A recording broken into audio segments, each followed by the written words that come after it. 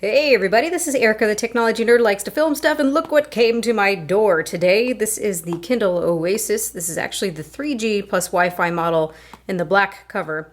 I wanted the Merlot, but that one is out 2 to 4 months. I think the walnut one is out until July.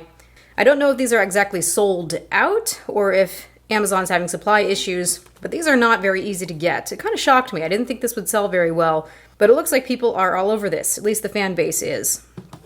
So I want to unbox this and actually challenge myself right now because I have my Kindle Voyage and I love this thing. I absolutely love this thing. So I wonder if after just a few hours of playing with this, would I be willing to trade it and get the Oasis instead? So that's kind of what I want to see right now. I'm going to open the box and then I'm going to come back to it. So this is very, very pricey, and that's kind of the controversy going on about this device. Like, who would buy this? Who would pay, I think it's $290 for just the Wi-Fi model, and then it's $360 for this particular one right here. So there's a couple things here in the box. I believe that this is the cover, and this right here is the Kindle Oasis itself. So I came from a Paperwhite, and I thought that thing was not too heavy, but then I held this and thought, wow, this is a lot lighter. Of course, I wanted to include the Origami case, but it does add quite a bit of heft to it, and you have to purchase this separately. With this case here, this is the black one, it comes with the Oasis, so that's actually a nice touch, and it's real leather. It's not some type of faux leather. So it's a premium type of device. For a lot of people, a premium Kindle doesn't make much sense, but if you look at the smartphone market, you've got entry-level smartphones, you've got mid-tier smartphones, and then you have flagships. So it would make sense also, if you are someone who really loves to read like myself, to have a flagship, really nicely built device. And that's pretty much what this is. Yeah, so that's the battery and cover. And then getting to the Oasis. This thing is supposed to be ridiculously light. It's supposed to have more LEDs for the front light so it's more evenly dispersed.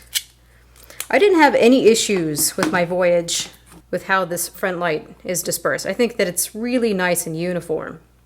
Go ahead and open this.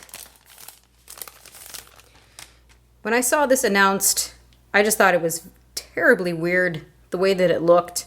So I'm going to take some time to play with this and see what my thoughts end up being. But it's very, very thin here, you can see. And then you have this spine, if you will, that you hold on to it. You see if you're left or right-handed, it doesn't matter. You can hold it with either hand. There's an accelerometer in this. By itself, out of the box immediately, it's kind of awkward. But let's see by connecting the case if that changes anything for me. This should add a balance to it. Yeah, there you go. Yeah, this makes more sense to me in hand, ergonomically as a package.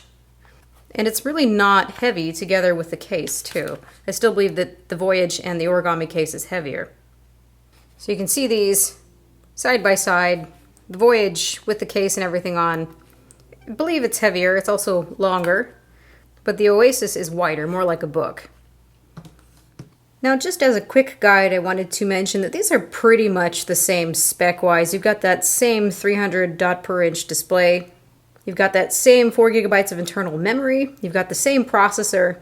There's no waterproofing or extra features here. Really, it just comes down to a more premium type of device, as Amazon has tried to design it, and a different modularity to the way that the battery works, and a leather case, and is lighter, of course. So the thrill would be to use a very, very light device, one-handed, and I can see that already. You can use it this way. A lot of people like using it in the landscape mode or just with the other hand. You can see the accelerometer kicking in there. So I believe they said that it's like 2 weeks of battery life with just the amount of battery that's in here, and then you get much, much longer with adding the battery case. You can't charge the battery case by itself. It looks like it's charged with the Kindle at the same time. I don't think I would disconnect this much from the battery case, honestly. And you've got your page turn buttons. And I have to say that I do like the feel of physical buttons instead of the capacitive ones that we have on here.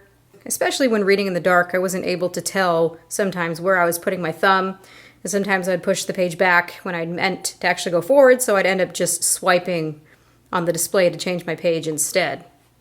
So that's where physical buttons are definitely nice. Already, this has a feature that I really love that this does not. You can see I can toggle on auto brightness. And during the daytime, I don't usually use the auto brightness, but what this works well for is there's a setting for nighttime. So it'll stay at a certain level of brightness, and then as your eyes adjust to the dark, it's going to get more and more dim. So I love that. I use my Kindle all the time to go to sleep at night, and it's a lot less disturbing to me to read this instead of an LCD screen. But I do like that extra smart feature of it changing the brightness. So I don't know if that's something I could live without. So I'm going to take some time over the next several hours reading some books, playing with this, and then just tell you guys if I think that I would be willing to exchange this one for my beloved Kindle Voyage. So I'm going to set this up, I'm going to use this for a little while, and I will be back with you, so hang tight.